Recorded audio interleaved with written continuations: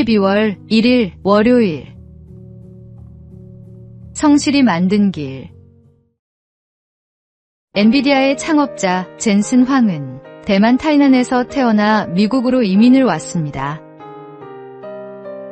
영어가 서툴렀던 그는 학교에서 자주 놀림을 받았고 한 기숙학교에서는 화장실 청소와 식당 일을 맡으며 생활했습니다. 그는 나는 화장실을 닦던 학생이었고 지금은 회사를 이끄는 CEO가 되었다.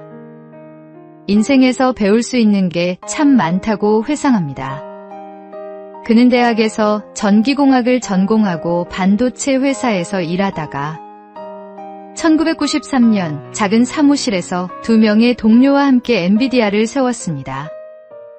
당시만 해도 그래픽 칩은 게임용 부품 정도로 여겨졌지만 이후 엔비디아는 인공지능 칩을 개발하며 세계 기술 산업의 중심에 섰습니다. 젠슨 황은 한 인터뷰에서 이렇게 말했습니다. 나는 사람들을 쉽게 포기하지 않는다. 그들이 더 나아질 수 있다고 믿기 때문이다. 작은 일에도 정직하고 사람의 가능성을 믿으며 오랫동안 같은 자리를 지켜온 그의 모습은 포기하지 않는 성실함이 얼마나 큰 힘이 되는지를 보여줍니다. 우리도 하나님께서 주신 장점이 있습니다. 그것이 기술이든 섬김이든 혹은 묵묵한 성실함이든 그 장점을 포기하지 않고 끝까지 살릴 때 하나님께서 놀라운 일을 이루십니다. 오늘의 말씀. 그런즉 너희는 먼저 그의 나라와 그의 의를 구하라. 그리하면 이 모든 것을 너희에게 더하시리라. 오늘의 만나. 하나님께서 각자에게 주신 재능은 크기가 아니라 충성도로 빛납니다. 작은 일에 성실한 사람이 큰 일에도 신실할 수 있습니다.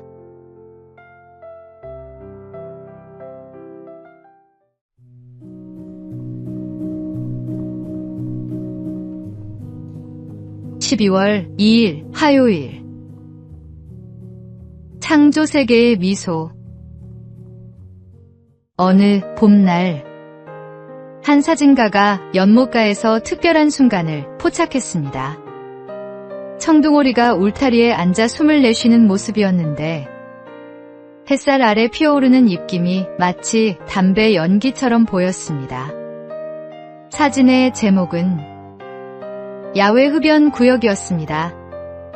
빗물을 털며 서로 장난치는 두 사자, 큰 귀로 눈을 가린 코끼리의 숨바꼭질 같은 모습 등 야생동물의 익살스러운 순간들이 담긴 사진들입니다.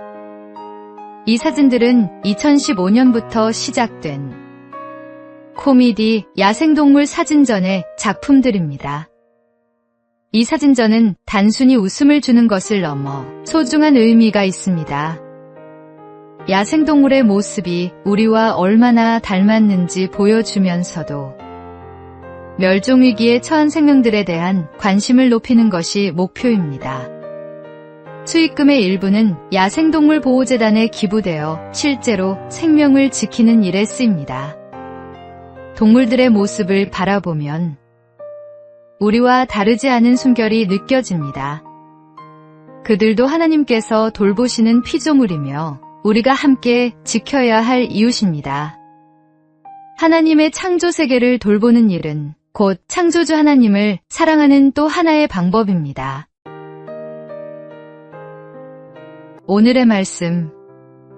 하나님이 지으신 그 모든 것을 보시니 보시기에 심히 좋았더라. 오늘의 만나. 하나님이 지으신 모든 생명에는 존재의 이유가 있습니다. 작은 피조물 하나에도 그분의 사랑이 담겨 있음을 기억하십시오.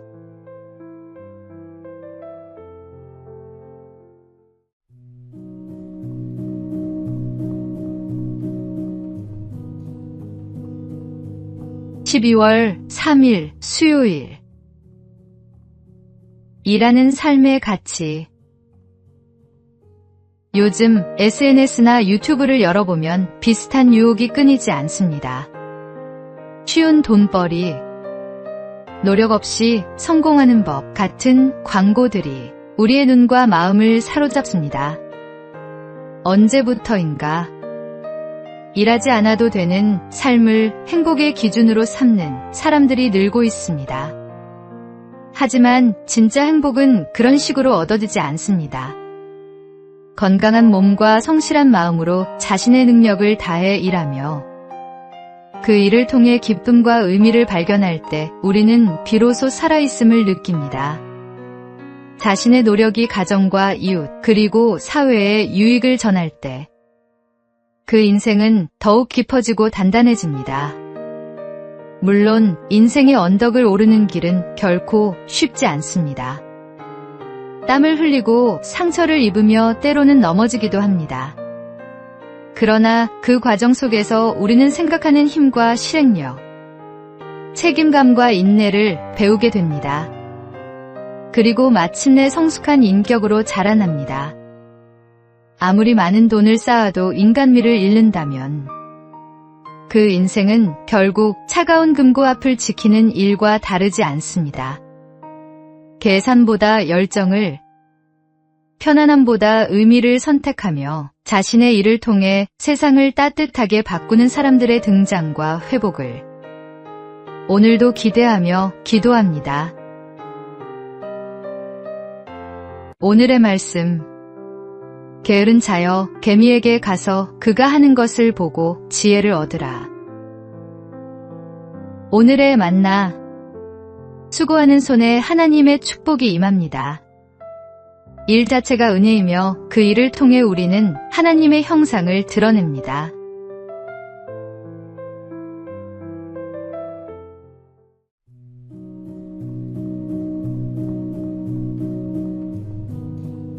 (12월 4일) 목요일. 마음을 여는 대화의 원칙. 사람과의 관계는 말 한마디에서 시작되고 그 말로 무너질 때도 있습니다. 그래서 말을 할 때는 원칙이 필요합니다.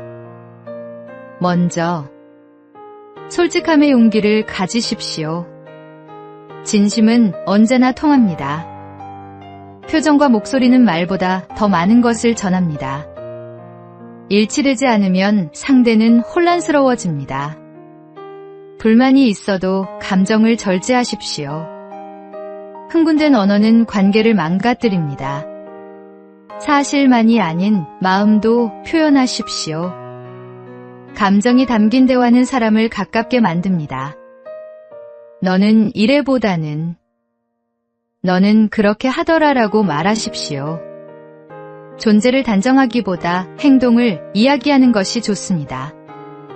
비판이 필요할 때도 너는이 아닌 나는 이렇게 느꼈어로 시작하면 마음의 문이 열립니다.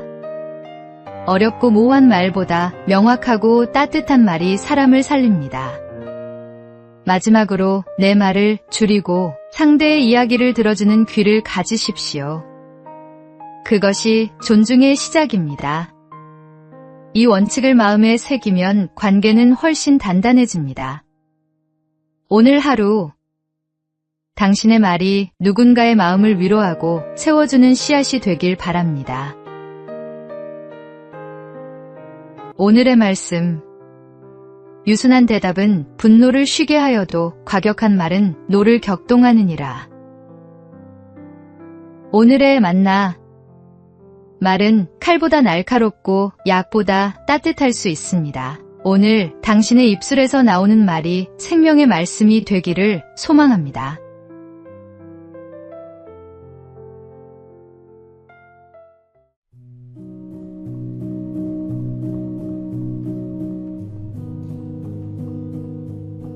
(12월 5일) 금요일. 신호를 지키는 것. 요즘 도로를 달리다 보면 빨간불을 무시하고 지나가는 차량이나 보행 신호를 기다리지 못해 뛰어드는 사람들을 자주 보게 됩니다. 한순간의 조급함이 사고로 이어지고 그 피해는 자신뿐 아니라 다른 사람의 삶까지 무너뜨립니다. 뉴욕시에서는 교통질서 의식을 조사한 결과 하루 평균 100만 대가 넘는 차량이 신호를 어긴다고 합니다. 이 통계는 단지 뉴욕의 문제가 아니라 전 세계 도시가 겪는 현실이기도 합니다. 편리함과 속도를 우선시하는 시대 속에서 잠깐이니까 괜찮겠지 하는 마음이 점점 커지고 있습니다. 그러나 신호는 단순한 규칙이 아니라 생명을 지키는 약속입니다. 주님께서 우리에게 율법을 주신 이유도 억압이 아니라 보호와 질서의 은혜를 배우게 하시기 위함입니다. 신호를 지키는 작은 행동 하나가 누군가의 생명을 그리고 우리의 신앙의 품격을 지켜줍니다. 믿는 이가 먼저 질서를 지킬 때 세상은 그 안에서 진짜 신뢰와 존경을 봅니다. 눈에 잘 띄지 않는 규칙이라도 성실히 지키며 말보다 행동으로 복음을 드러내는 하루가 되시기 바랍니다. 오늘의 말씀. 너는 그들로 하여금 통치자들과 권세 잡은 자들에게 복종하며 순종하며 모든 선한 일 행하기를 준비하게 하며. 오늘의 만나. 작은 규칙 하나를 지키는 성실함이 당신의 신앙을 증명합니다. 하나님은 작은 순종 속에서도 큰 신실함을 보십니다.